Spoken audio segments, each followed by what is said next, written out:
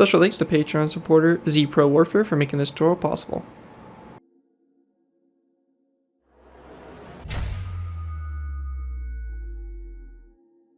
Hello ladies and gentlemen, Scared Wolf here bringing you another Minecraft Modern Warfare vehicle tutorial. In this tutorial we'll be going ahead and building the General Atomics MQ-1C Grey Eagle. The General Atomics MQ-1C Grey Eagle, previously the Warrior, and also called the Sky Warrior and ERMP, or the Extended Range Multi-Purpose, is a medium altitude, long endurance, unmanned aircraft system. It was developed by General Atomics Aeronautical Systems for the United States Army as an upgrade of the General Atomics MQ-1 Predator. The U.S. Army initiated the Extended Range Multiple Purpose UAV competition in 2002, with the winning aircraft due to replace the RQ-5 Hunter. Two aircraft were entered, the IAI Northrop Grumman Hunter II and the Warrior. In August 2005, the Army announced the Warrior to be the winner and awarded a $214 million contract for the system development and demonstration. The Army intends to procure 11 Warrior systems. Each of these units has 12 UAVs and 5 ground control stations, with an expected total program cost of $1 billion. The aircraft was entered service in 2009. The Army sought to have the Warrior redesignated the MQ-12, but the United States Department of Defense allocated the designation MQ-1C instead. It is planned to be operated by Task Force Odin in Iraq or Afghanistan. In August 2010, the U.S. Army announced that the MQ-1C had officially been assigned the name Grey Eagle. The Army announced on September 3rd, 2010, the integration of the AGM-114 Hellfire missile on the UAV had been so successful that 4 weaponized MQ-1Cs would be deployed to Afghanistan in late 2010. And since then, the MQ-1C Grey Eagle has been pretty much in service, and currently, as of October 2013, City 5 has been built, and 152 are planned. So, the MQ-1C Grey Eagle, definitely a force to be reckoned with.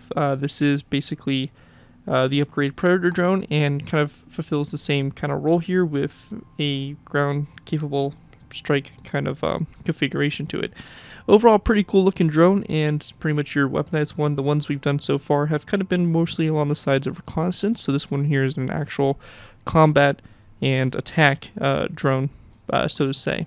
Anyways, before we go and move into taking a look at the build, I want to go and give special thanks to Patreon supporter ZPro Warfare for making this tutorial possible. If you guys are interested in supporting the channel, where you guys already do, feel free to check my Patreon page. Link is always in my video descriptions, where you can go and pledge a small amount to the channel every month, and in doing so, earn a vehicle request of your choosing. It really helps support the work I do on my channel, and is obviously greatly appreciated. So again, feel free to check it out if you're interested. Anyways, let's go ahead and move into taking a look here at the drone system here. So we have a landed and in-flight version for you guys. So as you can see, we have the in-flight version there, and we have the landed version seated down here. But looking at the landed version first, you have the main kind of body here of the drone. It's a lot smaller compared to our other previous drones, but still for a aircraft type of vehicle, it's still a really good sized vehicle. We have the nose up here, basically the brains of the drone, the little antenna there on the front. As you can see, we have the landing gear extended here, so you can have a landed version, some instruments and stuff like that on the bottom here. We have the rear landing gear, and we have the Hellfire missiles here basically mounted onto the wings. As you can see, it can carry 4, so 2 on each wing. We have various little instruments like that, the intake here for the engine, and then we have a prop here on the back here as a form of propulsion. And really, that's pretty much the aircraft. Pretty straightforward stuff. Here's a bit of a view of the aerial one for those of you guys that do plan on building this one. But overall, pretty cool looking drone. Should be a fun build to add to any of your modern worlds or anything like that involve the United States. Anyways, let's go ahead and move into the tutorial by beginning with our first layer. Alright guys, so going ahead and moving into our first layer, we're going ahead and moving into layer 2. A few things I want to mention here. If you're completely new to my aircraft tutorials, we're going to be going ahead and starting off with building the in-flight model, and then adding the landing gear on as a modification to at the end of the video to basically make sure that you build this layer correctly. We're going to be starting layer 2 here, 2 blocks total from the ground level. As you can see, we have this gray shulker box that we have for the layer 2 here, and you can see we have 2 full blocks of space between that and the ground level. Very important if you do want to build the landed version, as that will be the proper space you will need to make sure the landing gear fits properly. If you're building this in the air, then you can disregard that, and it doesn't really affect you guys at all. One thing also I want to mention is if you're completely new to my aircraft tutorials, the way I like to structure these tutorials, I like to do half on camera, half off. What this means is we'll be doing the whole center line of the drone, and then we're going to be going ahead and doing the right side, and then it'll be up to you guys to take what we do on the right side and copy over to the left side. This aircraft for the most part is completely symmetrical, so whatever we do on one side will be present on the other side unless said otherwise. So yeah, let's go ahead and get started. First thing we want to do is we want to start off by going ahead and placing down an iron trapdoor here. And this is going to be on the top portion of a block, so as you can see, like so. And again, this should be 2 blocks up, 2 blocks of full space up from the ground, like so. We're going to go ahead and place down a stone top slab back from it, and on the side of the stone top slab, we're going to place down a birchwood sign. We're going to go ahead and place down a gray shulker box upside down like so, followed by a birchwood sign on the side of it. We're going to go ahead and place down 2 stone top slabs. On those 2 stone top slabs, we're going to place down 2 skeleton skulls to the side there. We then want to place down a third stone top slab that goes down the middle here, followed by 2 iron trapdoors, a polished black stone wall, and then 2 more iron trapdoors come off that polished black stone wall like so. We're going to then go off these 2 iron trapdoors, and we're going to go additional 2 out to the sides, so 1, 2. And then going down the center again, we're going to place down we're going to skip space from the center iron trapdoor, place down a polished black stone wall, skip an airspace, and then place down 2 andesite walls like so. And we can go and then delete these placeholder blocks. We should get something that looks like this here. And then going ahead and go in from the walls here, we're going to go and skip a space, and then we're going to place down a stone stair, followed by a second stone stair back like that. So they should be in line with those 2 walls like so. After that's done, we're going to then go to this iron trapdoor here. We're going to go and count out to the side 1 and 2 blocks. Same thing over here, 1 and 2 blocks. We're going to place down an andesite wall, followed by 1 back, and then an iron trapdoor coming off that wall. And we're going to go then skip 1 space and do the same thing. Andesite wall, and a second iron andesite wall back, and then an iron trapdoor. Now this right here is it adding the pylons on, so if you do want to have armaments on the aircraft, you can go ahead and build those pylons. If you want to make this more of a reconnaissance one, you can very easily just remove the pylons and have it as a non-armed drone. Anyways, go ahead and take a look at it from above. This is what we should have here for this layer. You're going to take it down the right side, flip it over to the left side, and this right here will basically complete that layer. With that though, we're going to be going ahead and moving into layer 1, in which we'll basically cover the ATGMs and putting those onto the or the AGMs, sorry, and putting those onto the pylons. Anyways, let's go and move on to layer 1. Alright guys, go ahead and move into layer 1. One thing I do want to add from the previous layer is we do want to add an andesite wall on the side of this top slab, so it's going to be right here, just the right side, coming off that top slab like so, and that's going to be on the right side only. Then going down from that andesite wall there, we're going to place down a stone top slab like so.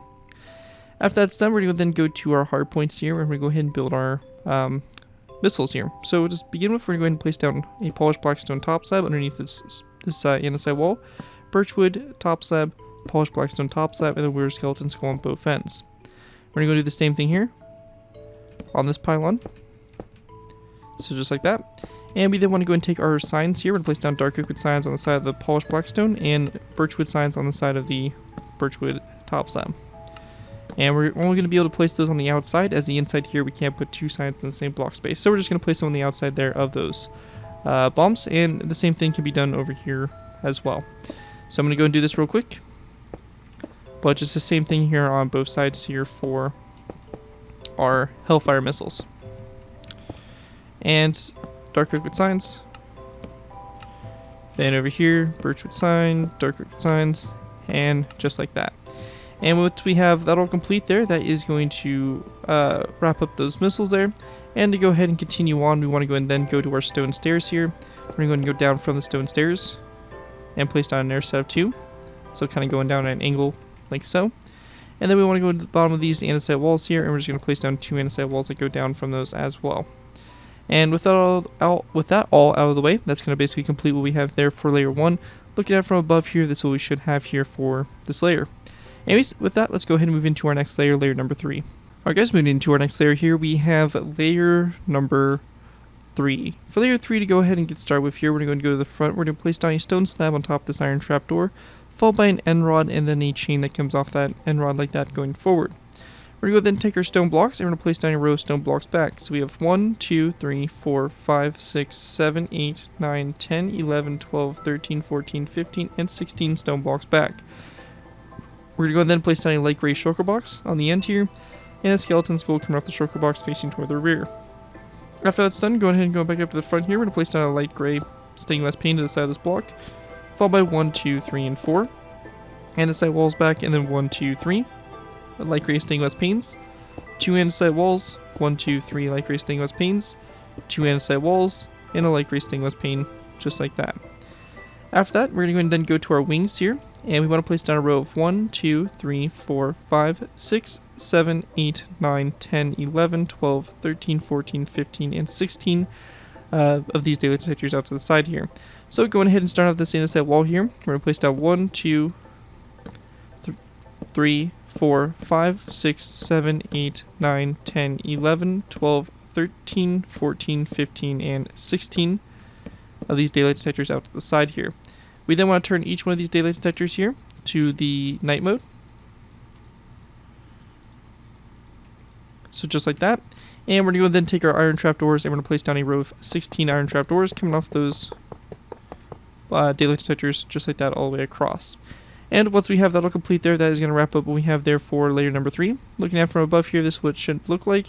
And with that, we're going to go ahead and move into our next layer, layer number 4.